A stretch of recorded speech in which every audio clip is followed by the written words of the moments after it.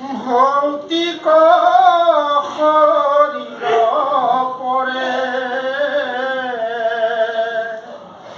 তেবে যোগী ব্ৰহ্মত নিৰ্ণয় এৰিয়া সংসাৰ দুখ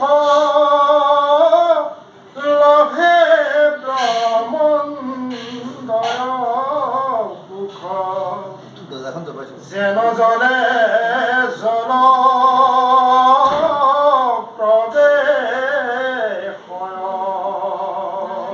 এহি বুলি কৃপাময় মৌনে ৰহি তাতয় দেখি দেবী পোষণিত নাই ইয়াবে বাপ ভক্তি যুগ বিস্তাৰিক হিউমুক যেন মতে বুঝু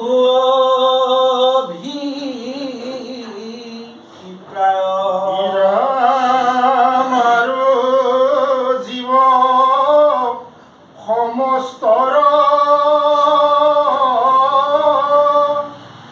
বিবিধ সংসাৰ যেন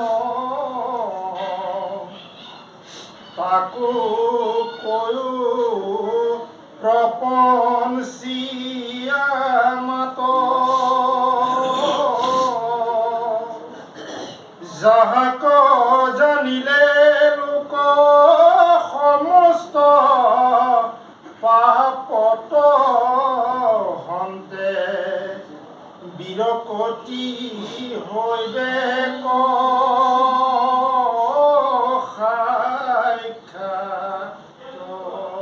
জাত হনিতে হুয়া ভয় লোকে পুণ্য আচৰ হেন কাল ঈশ্বৰৰ গতি অহিউক বিভাগিয়া যদি বাপ আছে দয়া শুনি মই থাকো প্ৰতি ৰাম অজ্ঞান অন্ধাৰ মাজে শয়ন কৰি আছে শান্ত হোৱা জীৱ জগতৰ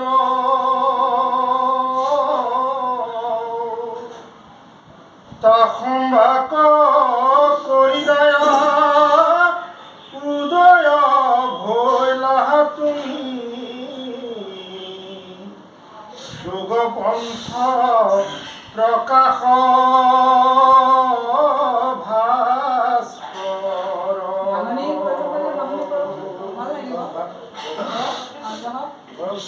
কৃষ্ণ তৃতীয় স্কন্ধ আপোনালোকে সমস্ত জনে জানে আমাৰ 10টা লক্ষণ দিছে সৰ্ব বিসৰ্গ স্থান উক্তি মন্ত্ৰ মনন্তৰ নিৰোধ মুক্তি আশ্ৰয় আৰু মাজত যেটা আছে আমাৰ সৰ্বমুঠ ভাগৱতৰ লক্ষণ 10টা দিছে তৃতীয় স্কন্ধৰ পৰা আমাৰ লক্ষণসমূহ আৰম্ভ হৈছে সৰ্গ য'ত কৃষ্ণৰ নিজে সৃষ্টি কৰিছে তাক সৰ্গ বুলি কৈছে আকৌ বিসৰ্গ দ্বিতীয় স্কন্ধ ভাগত মানে চতুৰ্থ স্কন্ধ ভাগত য'ত ব্ৰহ্মাৰ দ্বাৰা সৃষ্টি হৈছে এতিয়া সৰ্গক আমাৰ আলোচনা আজি চলিছে প্ৰভু ভগৱন্তৰ 24টা অৱতাৰৰ এটা অন্যতম অৱতাৰ হ'ল কপিল প্ৰভু মাক দেৱহতী ভগৱন্ত নিগদিতী সোণামূল দেৱহতী যিটো মুক্ত এই দেহাটো নেদেখে আৰু কিবা আহে কিবা যায় কিবা আসনত বহি ভগৱন্তক ভক্তি কৰিব যিজনে মানে একান্তমতে ভক্তি কৰিব সেইজন ব্যক্তি ক'ত আছে ক'ত নাই নিজৰ স্থানটো নিৰ্ণয় কৰিব নিজে নোৱাৰে, এনেভাৱে ঈশ্বৰক আৰাধনা কৰিব বুলি কপিলে মাক দেৱতীক কৈ আছে। যেন মধ্যতৰ লক্ষণটো কেনেকুৱা হ'ব, মদাহীয়ে যেনেকৈ গাৰ বস্ত্ৰ থকা নাথাকা একোৱে খবৰ নাৰাখে, তদনুৰূপ ভক্তিৰ যুগটো তেনেকুৱা। সেইজন ব্যক্তি আমাৰ এনেদৰে বৰ্তমান পদে আৰম্ভ কৰিছে। যাবে পূৰ্ব কৰ্ম থাকে আৱে প্ৰাণ ইন্দ্ৰিয় সমে দেহা পূৰ্ণ নাশন হৈ পৰে। তাৎপৰ্যপূৰ্ণ কথা এইটোৱে যে আমাৰ পূৰ্বৰ জন্মৰ কৰ্ম সংস্কাৰ লৈ আমি জীৱত এই পৃথিৱীত আহিছোঁ দুখ আৰু সুখ ভোগ কৰিবৰ কাৰণে। পূৰ্বৰ জন্মৰ যিবিলাক আমাৰ কৰ্ম যিবিলাক লাগি আহে সেইবিলাক গাঁঠি লাগি আহে বুলি কৈছে। সংস্কৃতত কৈছে ভিত্ততে হৃদয় গ্ৰন্থি চিত্ততে সৰ্বসঞ্চয়। সেই গাঁঠিসমূহ যেতিয়ালৈকে থাকে খোল নাখাব তেতিয়ালৈকে আমি এই কৰ্ম ফলটো আমি ভোগ কৰিব লাগিব। আমি জীৱসমূহৰ আমাৰ দুখ কিয় হয়? কপিল প্ৰভুৰ নহয় আমাৰ বিদুৰে মৈত্ৰেয়ীক এটাই প্ৰশ্ন কৰিছিলে, চিধা প্ৰশ্ন, যাৰ ফলত ভাগৱত আধা টানি লৈ গৈছে। সমস্ত জীৱই সুখৰ নিমিত্তে কাম কৰে, তৎসত্ত্বেও মানুহৰ দুখ হয় কিয়? বিদুৰে প্ৰশ্ন কৰিছিলে মৈত্ৰেয়ীক। আৰু এই প্ৰভু ভগৱন্তই এতিয়া উত্তৰ দিবলৈ আৰম্ভ কৰিছে কি বুলি, যাবে পূৰ্ব কৰ্ম থাকে তাবে প্ৰাণ ইন্দ্ৰিয় সমে দেহা পূৰ্ণ নাশন হয়। পাছে কৰ্ম নাশ হ'বলৈ ভৌতিক শৰীৰ কৰে, তেবে যোগী ব্ৰহ্মত মিলয়। এৰায় সংসাৰ সুখ লোভে ব্ৰহ্মানন্দ সুখ, যেনে জলে জল প্ৰৱেশ হয়। আমাৰ জীৱটো ক'ৰ পৰা আহিছে? সাগৰৰ নদ নদী পানী যেনেকৈ আমাৰ বৰষুণৰ এইবিলাক সাগৰলৈকে যায় বা চেষ্টা কৰে, চব বস্তুৱে নিজৰ আশ্ৰয়লৈকে যাব ইচ্ছা কৰে। আমাৰ জীৱটো ঠিক তেনেদৰে আমাৰ প্ৰভু ভগৱন্তৰ পৰা আহিছে আৰু তালৈকে যাব ইচ্ছা কৰে। আৰু সেইকাৰণে আমাৰ কীৰ্তনত বেদস্থিতিত কৈছে তোমাৰ অংশ আমি যত জীৱ যাক, তোমাৰে মায়ায়ে প্ৰভু মোহিলে আমাক। তোমালোকে অংশ আমি যত জীৱ যাক, মানে প্ৰভু ভগৱন্তৰ পৰা আমাৰ সমস্ত জীৱ আহিছে। সেইকাৰণে আমাৰ উল্লেখ কৰিছে যেনে তেবে যোগী ব্ৰহ্মত মিলয়, এৰাই সংসাৰ সুখ লভে ব্ৰহ্মানন্দ সুখ, যেন জলে জলত প্ৰৱেশ হয়। এই বুলি কৃপা মই মৌনে বহিলন্ত তয়, দেখি দেৱী পুচন্ত দুনাই। পুনশ্চ এইখিনি কথা কৈ কপিল প্ৰভুৱে মনে মনে আছিল আৰু মাক দেৱহূতিয়ে পুনৰ প্ৰশ্ন কৰিছে। কি বুলি কৈছে? আবে বাপ ভক্তি যুগ বিস্তাৰি কহিমু কলিউপমক, যেনে মতে বুজো অভিপ্ৰায়। আমি খুব সহজভাৱে বুজি পাব হে বাপ, আমাক কথাখিনি বুজাই দিয়া, এনেভাৱে বুজোৱা আৰু জীৱ সমস্তৰ বিবিধ সংসাৰ যেন তাকো কৈও প্ৰপঞ্চী আমাক, গ্ৰাহক জানিলে লোক সমস্ত পাপত হন্তে বিৰপতি হৈবেক সাক্ষাৎ। এইখিনি কথা আমাক কৈ আছে যে সমস্ত জীৱ উদ্ধাৰ নিমিত্তে তুমি আমাক সুন্দৰভাৱে ভকতি যুগটোৰ কথা কোৱা। জাত হন্তে হোৱা ভয় লোকে পূৰ্ণ আচৰয়, হেন কাল ঈশ্বৰৰ গতি কৈৰূপ বিভাগ দিয়া। যদি বাপ আছে দয়া, যদি সমস্ত সংসাৰৰ প্ৰতি তোমাৰ মৰম চেনেহ আছে, শুনি মই থাকোঁ সম্প্ৰতি। আমি শুনিম, তুমি আমাক জীৱ তৰণৰ উপায়টো সুন্দৰভাৱে ভকতি যুগটোৰ কথা কোৱা। আমি এনেভাৱে কথাখিনি বুজিছোঁ, বাপসকলে জানে। তৎসত্ত্বেও আমি যিখিনি সীমিত জ্ঞানৰে ঢুকি পাইছোঁ এনেভাৱে ব্যক্ত কৰা হৈছে। কৃষ্ণ মাজতে অকণমান হাত ধৰিছোঁ, হয়। পাছে কৰ্ম নাশ হৈলে ভৌতিক শৰীৰ পৰে, তেৱে যোগী ব্ৰহ্মত মিলয়। আমি পূৰ্বজন্মৰ যি কৰ্মফল, সেই পূৰ্বজন্মৰ কৰ্মফল আমি ধৃতৰাষ্ট্ৰই 100 বছৰ আগৰ পূৰ্বৰ কৰ্মফলো ভোগ কৰিব লগা হৈছিলে। গতিকে আমিও আমাৰ কৰ্মফলটো সেইদৰে ভুগি আছোঁ। ভৌতিক শৰীৰ, আমি যে 5টা ভূতৰ দ্বাৰা আমি যিটো শৰীৰ, সেই শৰীৰটো যেতিয়ালৈকে আমি সেই শাস্তিবিলাক, আমি যিবোৰ কৰ্ম কৰিছোঁ, ভাল কৰ্ম কৰিছোঁ তাৰ সুখ আৰু বেয়া কৰ্ম কৰিছোঁ তাৰ দুখ, সেইখিনি যেতিয়ালৈকে আমাৰ শেষ নহয় তেতিয়ালৈকে আমাৰ অহাটো চলি থাকিব। অহাটো চলি থাকিব। যেতিয়া এইটো শেষ হ'ব তেতিয়াহে আমি আত্মা, আমি পৰমাত্মাৰ অংশ। গতিকে আমি আত্মাক আকৌ পৰমাত্মাত গৈ মিলিব লাগিব। সেইকাৰণে আমি আমাৰ অনুভৱটো কৰিছোঁ, বাটটো ওলাইছে কাৰণে অনুভৱটো এইটোৱে যে আমি সদায় সুখে বিচাৰি থাকোঁ। কিন্তু সুখ আমি বিচাৰোঁ, দুখটো কোনেও নিবিচাৰোঁ, কিন্তু দুখটোতো আমি তথাপিতো পাওঁ। প্ৰশ্নটো আহিলে আমি দুখটো কিয় পাওঁ? দুখটো আমি কিয় পাওঁ? দুখটো এইকাৰণে পাওঁ যে আমাৰ কৰ্মত আগতে আমি তেনেকুৱা কৰ্ম কৰি দিছোঁ যে আদি দৈবিক আদি ভৌতিক আধ্যাত্মিক এই তিনিটাত আমি অনুভৱ পাবই লাগিব। গতিকে সেইটো পাওঁ আৰু তেনেকৈ আমি সুখটো বিচৰাৰ কোনো অৰ্থই নাই, আমি সুখ বিচাৰিবই নালাগে। কাৰণ আমাৰ পূৰ্বজন্মত যেতিয়া কৰ্ম আছে তাৰ নিমিত্তে আমি দুখ পাইছোঁ, সেই নিমিত্তে আমি সুখো পাওঁ। গতিকে সেইখিনি থাকি যোৱাৰ কাৰণে আমি আগ্ৰহী দিছোঁ। কথাখিনি আমি চিভিছিল তেখেতে ধুনীয়াকৈ কৰি দিলে। তাৰমানে আমাৰ পূৰ্বজন্মৰ কৰ্ম শেষ নোহোৱালৈকে আমি দুখ কৰি গৈ থাকিম, সেইটো কথা। কৃষ্ণ কৃষ্ণ এতেকে জানিলো মই ইবাৰ সমস্ত লোক উদ্ধাৰ কৰিবা কৃপাময় হৰি মোৰ মহাধন্য হি আছে অসংখ্যাত পুণ্য হেন প্ৰভু ভৈলা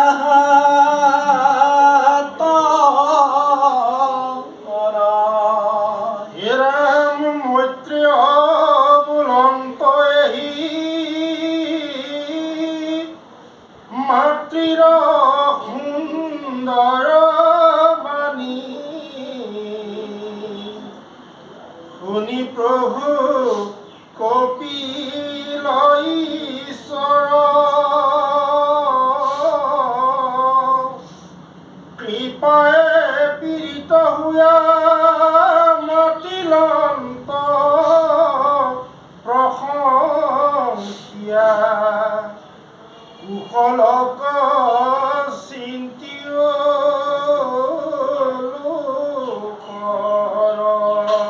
তুমি এনেভাৱে আমাৰ ভগৱতী যুগটো উপায় দিয়া যে সমস্ত লোকৰ মংগলৰ নিমিত্তে, অকল মোৰ মংগল বুলি নহয়, সমস্ত লোকৰ মংগলৰ নিমিত্তে, যিহেতু তুমি মোৰ ভগৱন্তক প্ৰণয় পুত্ৰ বুলি কৈছে, তুমি মোৰ গৰ্ভত আহিলা আৰু মই জানিলোঁ তুমি ভগৱন্ত কৰোঁ, গতিকে সমস্ত লোকৰ উদ্ধাৰৰ নিমিত্তে তুমি উপযুক্ত আমাক পদ্ধতি দিয়ে এতিয়া প্ৰভু ভগৱন্ত ব্যক্ত কৰিব। কৃষ্ণ ভগৱন্ত নিগদতি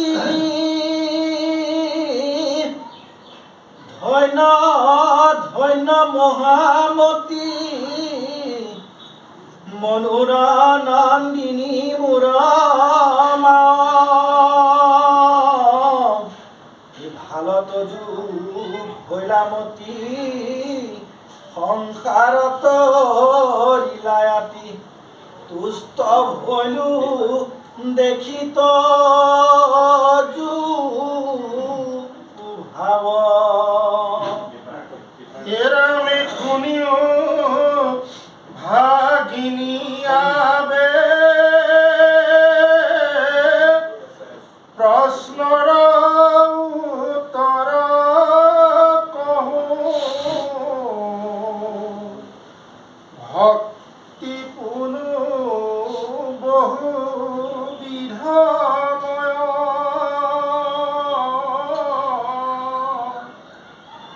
কিন্তু পুৰুষৰ ফল সংকল্পৰ অনুসাৰে ভক্তি নানা মতে ভেদ হয়। হে ৰাম পৰক মাৰিবে প্ৰতি মনত সংকল্প কৰে দম্ভ বা মৎসৰ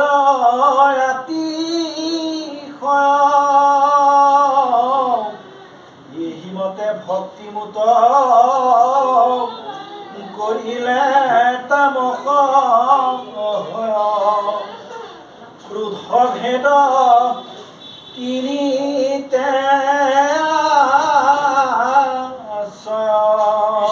কৃষ্ণ ভাৱ আমি ইয়াতে বৰ সুন্দৰ কথা এটা উল্লেখ কৰিছে, আপোনালোকে জানে শুনা মোৰ কি নন্দিনী ভাবিনী আবে প্ৰশ্নৰ উত্তৰ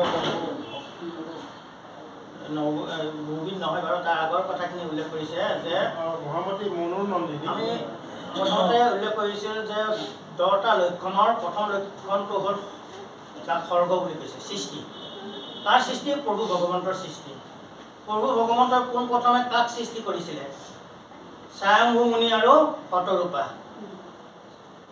আৰু স্বয়ম্ভু মুনিৰ দুজন পুত্ৰ আছিল, প্ৰিয়ব্ৰত আৰু উত্তানপাদ। তিনিজনী ভগ্নী আছিলে। এই তিনিজনী ভগ্নীৰ হ'ল এজনেই হ'ল দেৱহতী। শুনা মাও হয়নে বা এইজনী হ'ল দেৱহতী। আমাৰ সৃষ্টি আদিটো কেনেকৈ আহিছে? সেইকাৰণে প্ৰথম সৃষ্টিটো প্ৰভু ভগৱন্তৰ যিবিলাক সৃষ্টি কৰিছিলে, এই সৃষ্টি মনুষ্য দুফাল হৈ লৈছিল নহয়। এফালে শতৰূপাক জন্ম দিছে আৰু আনফালে স্বয়ম্ভু মুনিক জন্ম দিছে। গতিকে দুফাল হৈ সৃষ্টি কৰিছে, সেইকাৰণে সৃষ্টি কৰিছে। এই এজনী হ'ল দেৱহতী। এই দেৱহতীৰ গৰ্ভত উত্তানপাদ ৰজাৰ কথা আপোনালোকে জানে। উত্তানপাদত যাৰ ধ্ৰুৱ আৰু উত্তম জন্ম হৈছিল, এইখিনি কথা বাৰু এৰাই চলিলোঁ।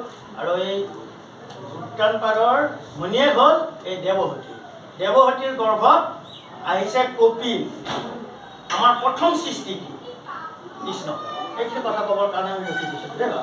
তাৰপিছত কৈছে যে ভকতে এমিলে আমাক সুন্দৰভাৱে পদবন্ধ কৈয়ে গৈছে, তথাপি চুই যাব দিছে কাৰণে আমি অলপ চুই দিছোঁ দেই। প্ৰাঞ্জল ভাৱ।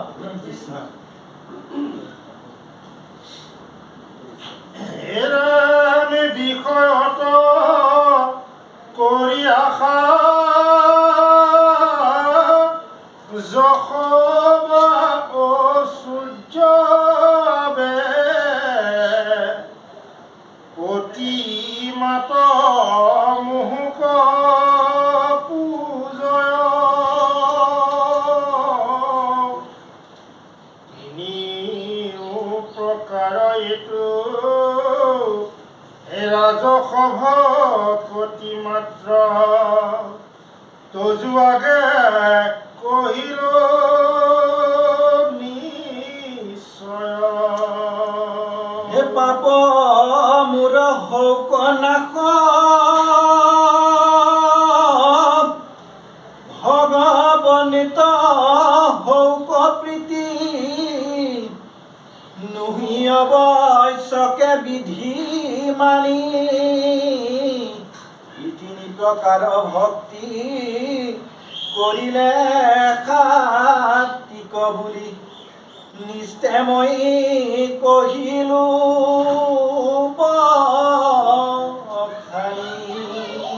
আমি প্ৰতিমা পূজন আৰু ভেদ ভাৱ দৰিখন তিনিটো সমান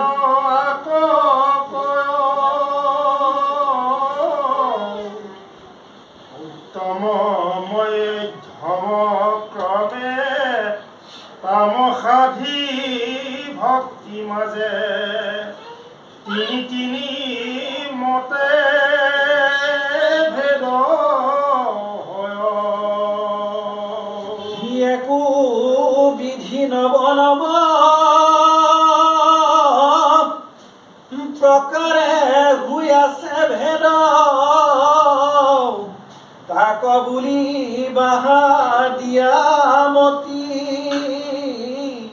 সগুণ ভকতি হি একাধিক ৰাশিবিধ হিয়াবে কহো নিৰ্গুণ ভকতি। মূলতে আমি এই তিনিবিধ ভকতিতে আমি সীমাবদ্ধ থাকোঁ। সত ৰজ তমৰ, যাক মায়া ভকতি বুলি কৈছে। সত ৰজ মায়া কাক বোলে আমি যদি চমুকৈ এটা শব্দত আমি বুজি পাব লগা হয়, সত ৰজ তম এই তিনি গুণৰ সাম্যক অৱস্থাটোৱে হ'ল মায়া। যদি আমি পদবন্ধই কয় অবস্তুক বস্তুক দেখায় এইটো মনৰ মায়া জানা নিশ্চয় কৰি, তথাপি সত ৰজ তমৰ সাম্যক অৱস্থাটোতে হ'ল মায়া, বেলেগ একো মায়া নহয়। গতিকে এই তিনিটা ভকতি, সত ভকতিটো বা ৰজতম গুণৰ ভকতিটো মই কথা ক'বলৈ ইয়াত ধুনীয়া সুন্দৰভাৱে কৈছে। তৎসতো মই যি সাত্বিক ভকতিৰ কথা কৈ আছে, এই সাত্বিক ভকতিটো সগুণ ভকতি মা। কাৰণ এনেকৈ তিনিটা ভকতিত ৯ ৩ ২৭ ৩ ৭ ৮১বিধ ভকতি সৃষ্টি কৰি দিলে। আমাৰ সমাজত আজি চলি আছে ৮১বিধ ভকতি। গতিকে এই ৮১ ভকতিত মই সন্তুষ্ট নহওঁ। এতিয়া শুনাচোন মা, নিৰ্গুণ ভকতি কাক কয়? কৃষ্ণ। এতিয়া নিৰ্গুণ ভকতিৰ কথা আমাক পদমন্ত্ৰে সুন্দৰভাৱে ক'ব। এৰামে শুনিও সভাসদ তৃতীয় স্কন্ধৰ পদ বুজিও ভকতি নিৰ্ণয় সগুণ ভকতি যত কৰি তাংক পৰিহাৰ নিৰ্গুণক কৰিও আশ্ৰয় দেখা কেন কৃপা কৰি আপুনি কহন্ত হৰি ভকতিৰ কৰি নানা ভাগ এতেকে নিৰ্গুণ ভক্তি ধৰিও দৃঢ় কৰি তেবে ঈশ্বৰক পাইবা লাগ। এই ভকতিটোতে মোক লগ পাব, যিটোত নেকি কোনো কামনা বাসনা নোহোৱাকৈ মোৰ চৰণত সেৱন কৰিব, সেই ভকতিৰ দ্বাৰা মোক লাগ পাব। গতিকে ঈশ্বৰক লাগ পোৱাৰ কাৰণে সুন্দৰ কথা আমাৰ ভাগৱতে কৈছে, শাস্ত্ৰই কৈছে, তৎসত্ত্বেও আমাৰ নিৰ্গুণলৈকে আমাৰ যাবই নোখোজো, সগুণতে থাকোঁ। কৃষ্ণ ধন্যবাদ। হে নমো দীন বন্ধু কৃষ্ণ দেৱ কৃপা সিন্ধু তজু পাৱে পখিলো শৰণ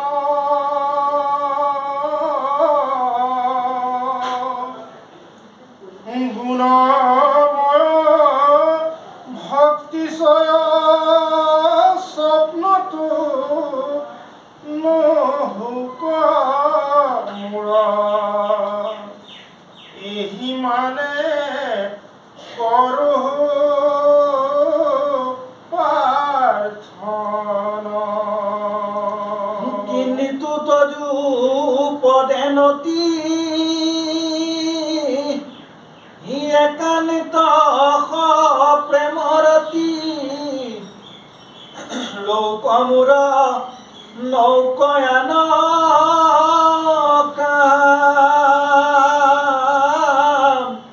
এই সমজাৰ যত জন হৌক মাধৱ মন ডাকচাৰী বোলা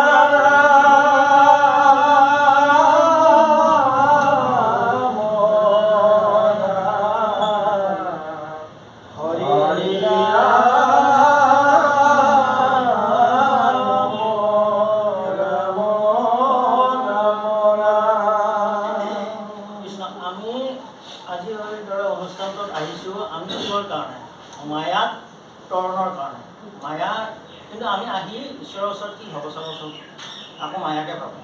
আহিছোঁ আমি মায়া তৰণৰ কাৰণে, ভাবোঁ আমি মায়াৰ হেৰি কাৰণে। কিন্তু আমাক লাগে, আমাক কি লাগে? কুৰুক্ষেত্ৰৰ যুদ্ধত দুজনে কৃষ্ণৰ ওচৰত গৈছিলে, দুৰ্যোধন আৰু অৰ্জুন। দুৰ্যোধনে বিচাৰিলে কি, অৰ্জুনে বিচাৰিলে কি? অৰ্জুনে কৈছে মোক একোৱেই নালাগে, তোমাক লাগে। আৰু দুৰ্যোধনে বিচাৰিছিলে এক অক্ষৌহিণী সেনা, হয়নে? 2,18,700 যাক হেৰি কৰে। গতিকে সেইকাৰণে কৈছে আমাক তেওঁক লাগে, তেওঁক ভাবক। গতিকে আমি ভাবোঁ কি বস্তু বাহিনী কিবা সা সম্পত্তি আমাৰ। সেইকাৰণে মাধৱ পুৰুষে সুন্দৰভাৱে ঘোষা এটা লিখিছে, কেতিয়া নিৰ্গুণ ভকতিটো হ'ব বুলি কৈছে, হ'ব সকলোৰে হ'ব বুলি কৈছে। ঘোষা ভাগত মোৰ হেৰি নাই, কিন্তু মাধৱ পুৰুষে কৈছে প্ৰথমতে আপোনালোকৰ সগুণে ভকতি হ'ব। সগুণ ভকতি গৈ গৈ গৈ গৈ এটা সময়ত আপোনালোকে ভকতৰ সংগত শুনোতে বহোতে চৰ্চা কৰোঁতে কৰোঁতে কৰোঁতে কৰোঁতে এদিন আপোনাৰ ভকতিটো নিৰ্গুণলৈকে উত্তৰণ হ'ব, এদিন হ'ব। কিন্তু সেইকাৰণে আমাৰ সদায় যে মাধৱদেৱ পুৰুষে যে সদানুগুচক ভকতৰ সংগ বুলি সদায় বুলি কোৱা নাই, সদানুগুচক অহৰহ, নিৰন্তৰে। মানে সেইকাৰণে আমাৰ কথাবিলাক আমাৰ কি ওলোটা হৈ যায়। আমাৰ কালি এই অনুষ্ঠানটো বিভিন্ন ধৰণৰ প্ৰশ্ন হৈছে। আমি সদায় ভাগৱতৰ কথা চৰ্চা কৰি আছোঁ, কিবা কৰি আছোঁ, অমুকক কিয় কৰিব নোৱাৰে? আমাৰ সংগীয়ে তেনেকুৱা কথা ক'ব পাৰে নেকি? এটা কথা দি মই কৈ আছোঁ, আমাৰ শাস্ত্ৰত উল্লেখ কৰিছে কৃষ্ণক পুজিলে পূজা সমস্তৰে হয়, পৃথকে পুজিলে পূজা কেউহে নাপায়। যদি কেউৱে নাপায় আমি সেই তেওঁক পূজা কৰিব নোৱাৰে নেকি? প্ৰশ্নটো কিয় আহিছে? 2 নম্বৰ কথা, একাদশ স্কন্ধ ভাগৱতে লিখিছে সুন্দৰভাৱে, তাক পুজিলে কি হ'ব? কৃষ্ণ দেৱী এৰৈ আন দেৱক কৰে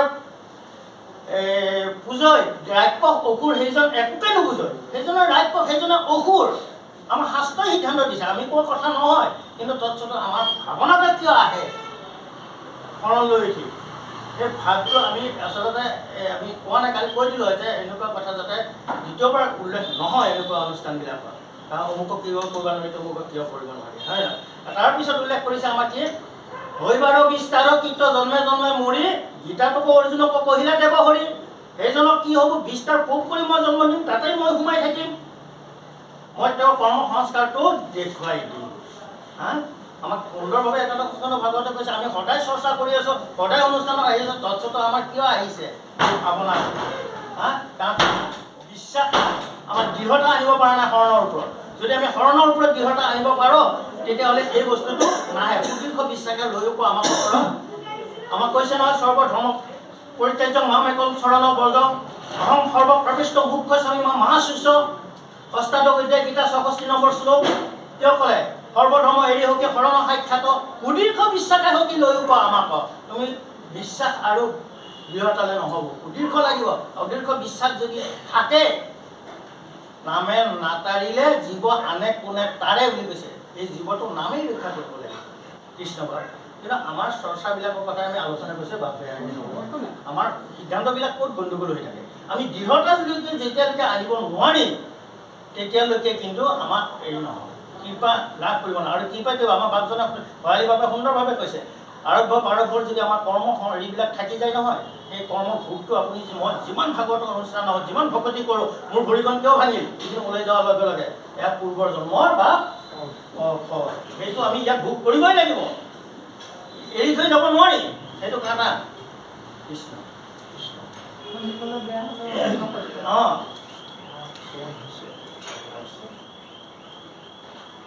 বদতি কপিল হৰি শুনাম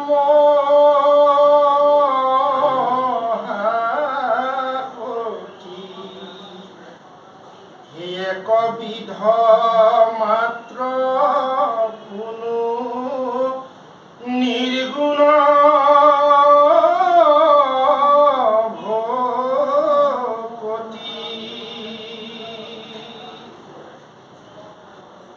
জ্ঞান কৰ্মে তীৰ্থে ব্ৰতে নকৰি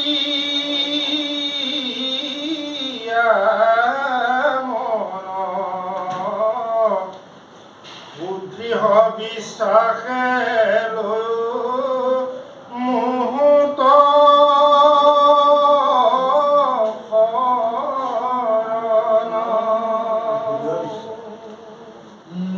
গুণ গণ শ্ৰৱণে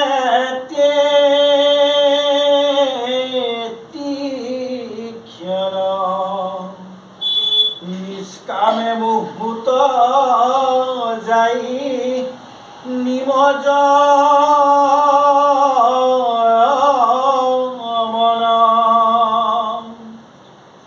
নিৰ্গুণ ভকতি এহি কহিলো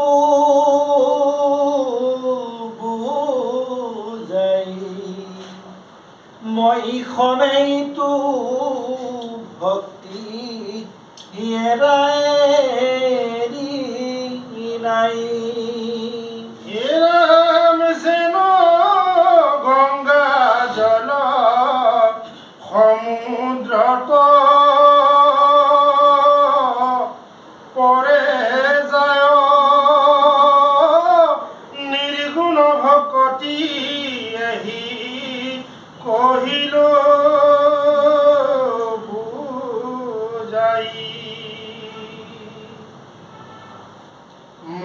ভক্ত হব কোনো নিষ্কাম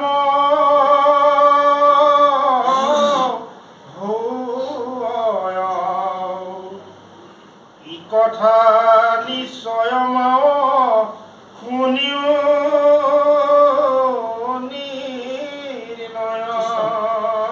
প্ৰভুৱে মাকক কৈ আছে, হেমা শুনা, নিৰ্গুণ ভকতি কাক কয়। ইতিমধ্যে প্ৰথম স্কন্ধ দ্বিতীয় স্কন্ধ ভাগতে ইয়াতে কৈছে, জ্ঞান কৰ্মে তীৰ্থে বৰ্তে নকৰিয়া মন।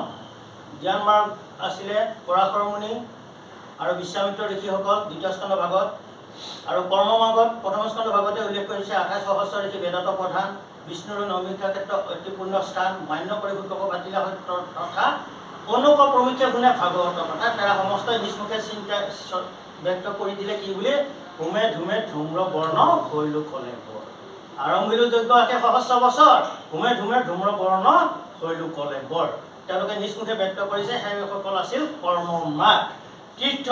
আমাৰ গুৰুজনা সুন্দৰভাৱে কৈছে, অগংগাই আদি পৰিযত্ৰ বহে নিৰন্তৰ, হৰায়ে সবাৰে মাত্ৰ তাপ শৰীৰৰ। আজিৰ দৰে অনুষ্ঠান ভক্তৰ সংগে শুদ্ধ কৰে, বাহিৰে ভিতৰে সেই ভকতক নভজয়ে কোনো নৰে। আজিৰ দৰে অনুষ্ঠানটো আমাৰ কি, গংগাত স্নান কৰিব গ'লে আমাৰ বাহিৰটো শুদ্ধ হৈ যাব, কিন্তু ভিতৰটো শুদ্ধ কৰা ৰাস্তা নাই।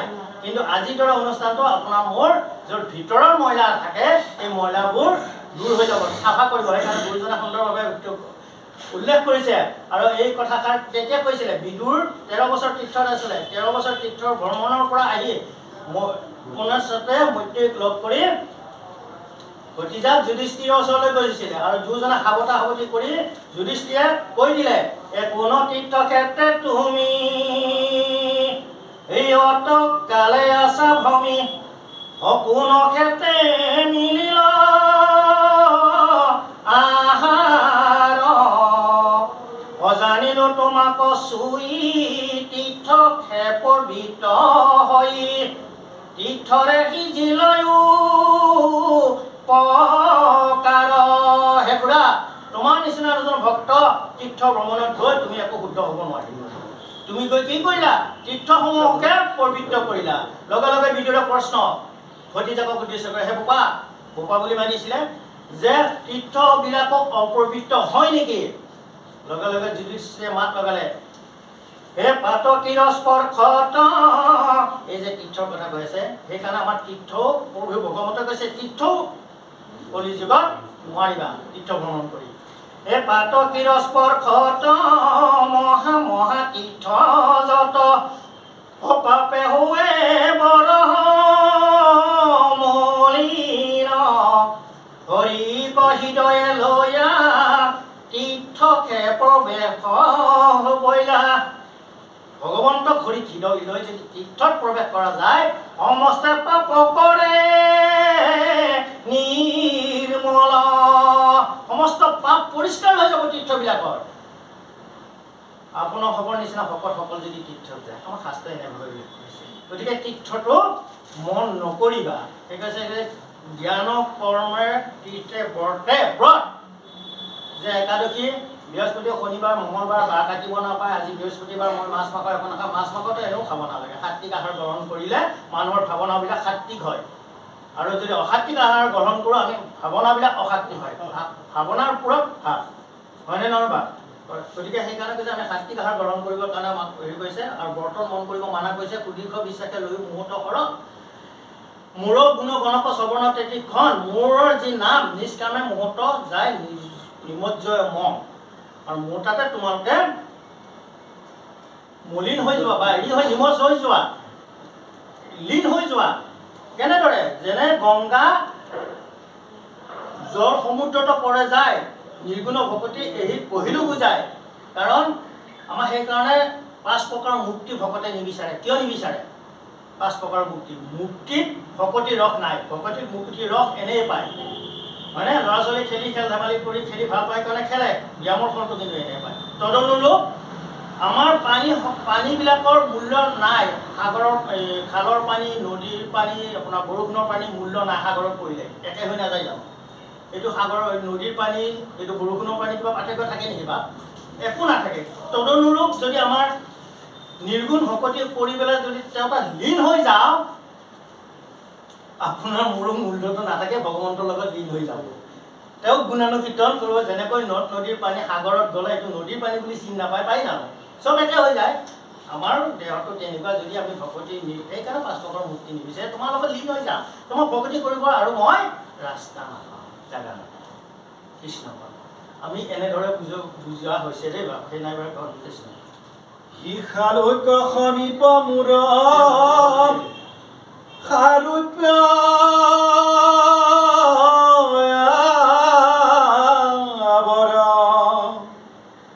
সাধু সহিতে মুখ্য পানিছ ৰুচিকৰ মূৰ সেৱা বিনে আক কদাপি বৈষ্ণৱে মই যাচি দেওঁ যদি তথাপি নলৱে।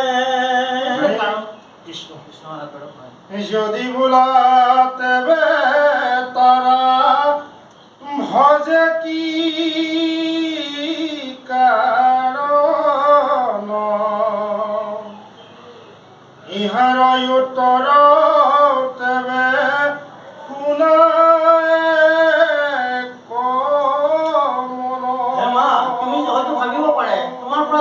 বিচাৰিব নালাগে, এনেকুৱাও নালাগে, তেনেকুৱাও নালাগে, তোমাক ভকতি কৰিব কিয়? হয়তো তোমাৰ এই প্ৰশ্নটো নিজৰ মনত উদ্ভৱ হ'ব পাৰে, তাৰো উত্তৰ দিয়ক, শুনা। ভকতিকে মাতা তাহম্বাৰ মহাফল, তাত বিনে নহবে দেখে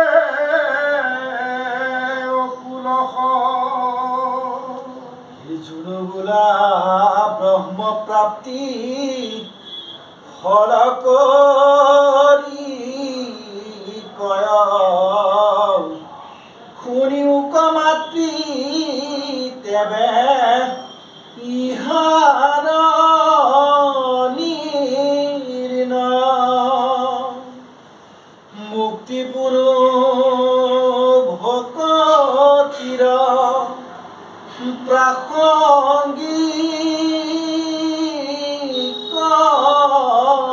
মাত্ৰ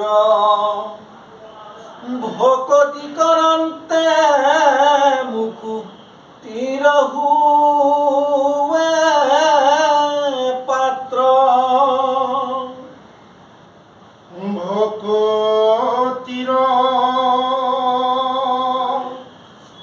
আগে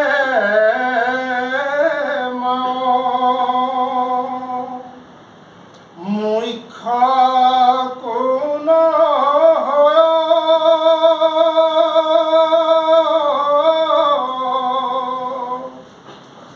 ভকতিয়ে মুকয়াতি অধীন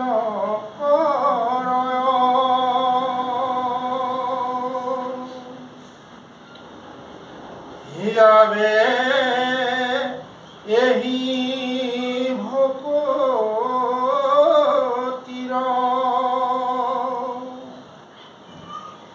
শুনিও সাধন হেমুত সমপিয়া কৰি বেদ কৰ্ম গণ ভকত প্ৰতিমা মূৰ দুই অধিষ্ঠান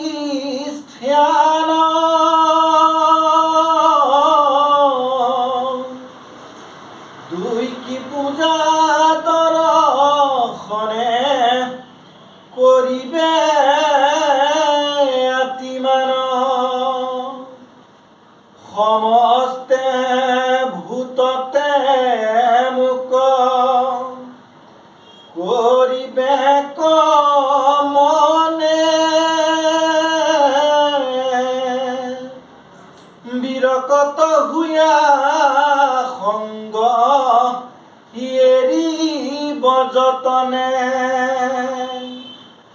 ই সমানত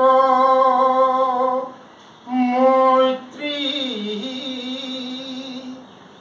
উত্তমত সৎকাৰ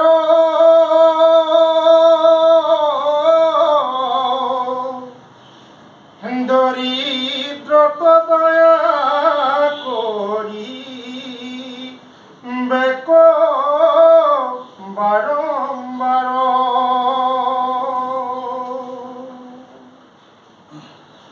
হে গীতা ভাগৱত শাস্ত্ৰ হে কৰি শ্ৰৱণ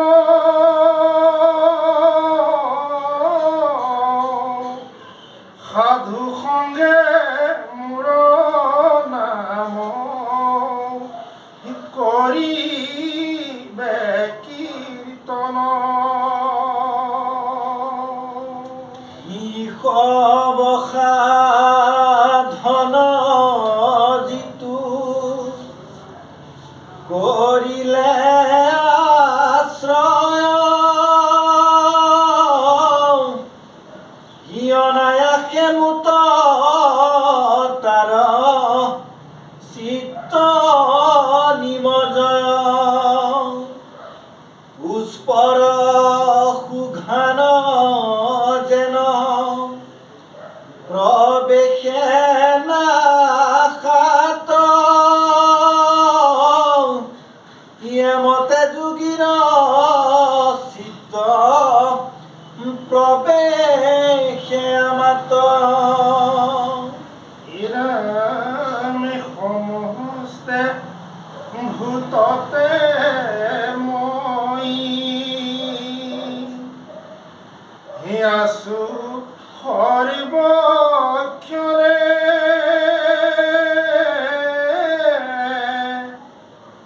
মুহুক বজ্ৰায়াতি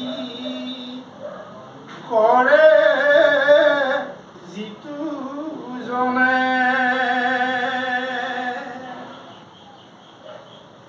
বেদ মন্ত্ৰে অতি মাত কৰয় অৰ্চন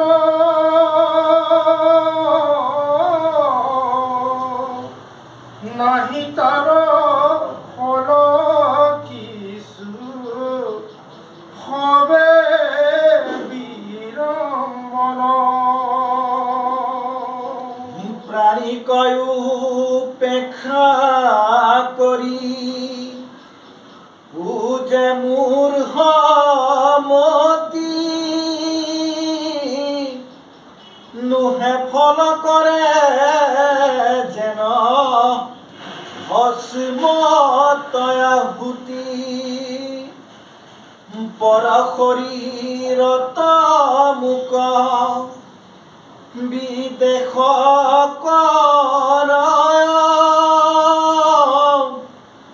যদি পূজাত ভূতাৰ চিত্ত শান্ত নয় ইৰাম প্ৰাণিক নিন্দিয়া মোক যিজনে পূজয় তাত মই তুষ্ট নহওঁ জানিবা নিশ্চয় কৃষ্ণ সুন্দৰভাৱে কথাখিনি কৈ গৈছে, বহুত দীঘলীয়া হৈ গ'ল।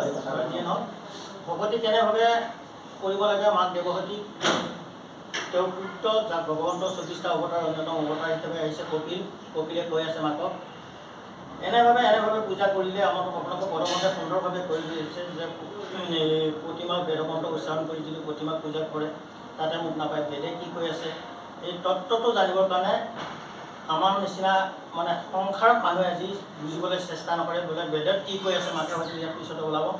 বেদে যে নকয় শুনা এ মোৰ প্ৰাণ সখী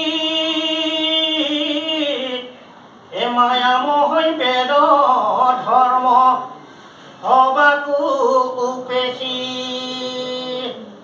শুনামা, বেদে কি কৈ আছে? মোৰ বিনে বেদে কিছ নবখানে আন, চাৰিও বেদৰ তত্ত্ব এহি অৰ্থ মান। বেদে মোৰ কথাই কৈ আছে, কিন্তু মানুহে বুজাত ভুল কৰি পেলাই বেদ মন্ত্ৰ উচ্চাৰণ কৰি প্ৰতিমা অৰ্পণ কৰিছে। সেইকাৰণে এইসকল কি মা জানা? এইসকল মৰা মানুহ। মৰা মানুহৰ লগত তুমি নাথাকিবা। আৰু আজিৰ সমাজৰ মৰাত জীয়াতকৈ মৰা মানুহৰ সংখ্যা বেছি। লগে লগে মাক দেৱহতীৰ প্ৰশ্ন, হে বোপা, মৰাসকলক মই কেনেদৰে চিনি পাম? মা, তোমাক চিনি পোৱাৰ উপায় মই দিম, কোৱা। সাধু, আজিৰ দৰে অনুষ্ঠান, সাধু সংগে কৃষ্ণ কথা অনুশুনি যি নৰ, অজীৱন্ততে মৰাহিত জানি মাও। আজিৰ দিনৰ অনুষ্ঠানবিলাকত যিসকলে আহিব চেনেকৰ সঘনে অজুহাত দেখাই থাকে, আছে নহয় বা? আছে। সেইসকলক মৰা, সেইসকলক তুমি চিনাকি হৈ ল'বা। কৃষ্ণ কথাত য'ত শ্ৰৱণ নাই, য'ত হেৰি নাই, সেয়া কি বুলি কৈছে? সাপ থকা ঘৰ বুলি চতুৰ্থ স্কন্ধ ভাগৱতে উল্লেখ কৰি গ'ল। মহন্তসকলৰ পদ্মমুখ সন্তে সৰ্পৰ আলয়, এয়া মহন্তৰ মত বুলি উল্লেখ কৰি গ'ল। এই সমস্ত কথা আমাৰ এতিয়া ধুনীয়াকৈ কৈ গৈছে, পদমতে কৈছে। এতিয়া আমি মাছ মাংস কিয় খাব নালাগে? আমাক কিছুমানে কয় আপুনি নাখায় কাৰণে চবকে আপুনি হেৰি কৰিলে। নহয়, শাস্ত্ৰই কি কৈ আছে? গীতাত, নৱম স্কন্ধ গীতাত কৈছে, তেজস্বী ভক্ষণ মই গ্ৰহণ নকৰোঁ। তেজযুক্ত হেৰি কৰি আমি গ্ৰহণ নকৰোঁ। আৰু মাংসতকৈ মাছ বেছি বেয়া বুলি কৈ আছে শাস্ত্ৰই। যিয়ে নহওক বাৰু, সেইটো কথা আমি গৈ নলওঁ। পৰ শৰীৰক মুখবিদ্যা পৰ পৰ যদি পূজে তবু আৰু চিত্ত নাই। আমি যে বলি বিধান দিওঁ, এই সমস্ত দ্বাৰা মোক উপকৃত হ'ব নোৱাৰোঁ বা মোক পাব নোৱাৰা, কপিলে কৈ আছে দেই মাকক। তাৰপিছত কৈছে, পানীক নিন্দিয়া মুখ যিজনে পূজয়, অপানীক নিন্দয় মুখ যিজনে পূজয়, তাতো মই তুষ্ট নহো জানিবা নিশ্চয়। অৱজ্ঞা উপেক্ষা দ্বেষ নিদ্ৰা কৰি হৰি, তেৱে মুখ বুজিবাক ভক্তি ভাৱ কৰি। কৃষ্ণ কথাখিনি প্ৰথমতে সুন্দৰভাৱে কৈ গৈছে। আপোনালোকৰ বিশেষ হেৰি নাই, তথাপি পাঁচজনে অকণমান দীঘল হৈ গৈছে। তেওঁলোকক অকণমান বিৰতি পাত বুলি মাতাষাৰ লগাইছোঁ। গতিকে আমি পৰৱৰ্তী পদ্ধতি কৈ চাওঁ যাওকচোন। কৃষ্ণ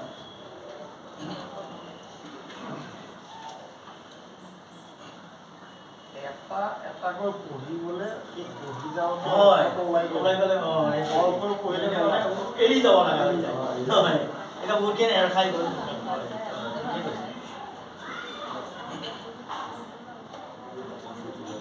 সেই অন্যথা পুজিলে মোক হলক নপায়, ঈশ্বৰূপক হিয়া মই কহিলো।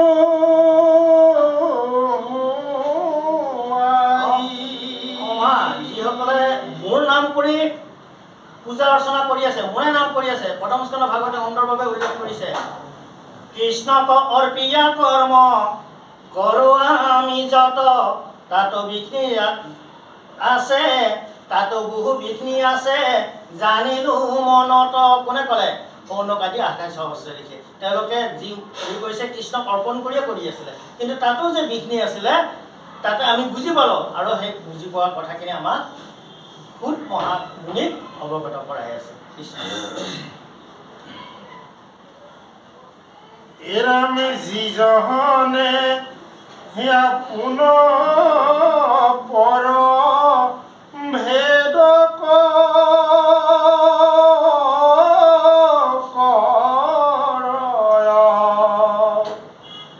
তাক মই ঘোৰতৰ দেহ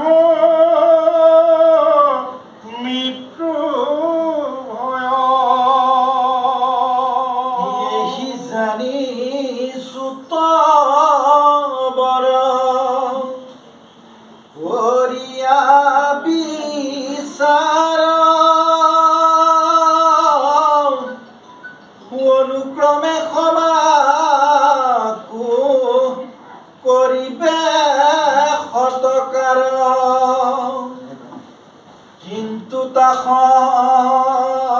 বাত মুক দেখিবে কমনে হিয়নিত জামি ৰূপে ব্যাপী হিয়া সৰ্বক্ষণে মেহি মতে তজুৱাগে কৰিল বিদিত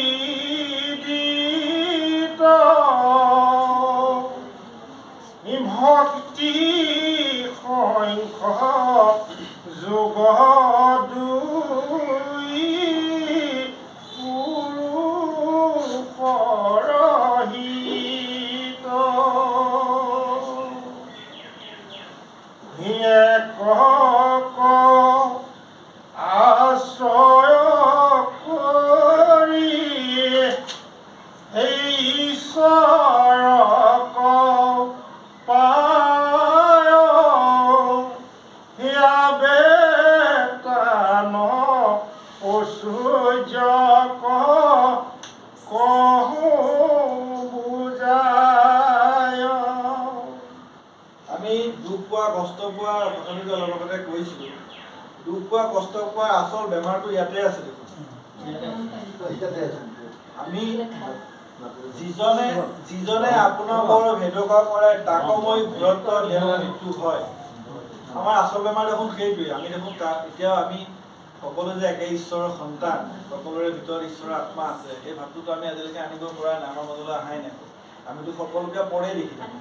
গতিকে সেই ঘূৰত্বৰ শাস্তিটোতো আমাক ভগৱানে নিদিব কিয়? যেনে ভগৱানে নিজেই কৈছে, যিজনে আপোনাৰ পৰ ভেদক পৰে তাকো মই ঘূৰত্বৰ দেহ মৃত্যু হয়। গতিকে আমি কষ্ট পোৱাৰ মূল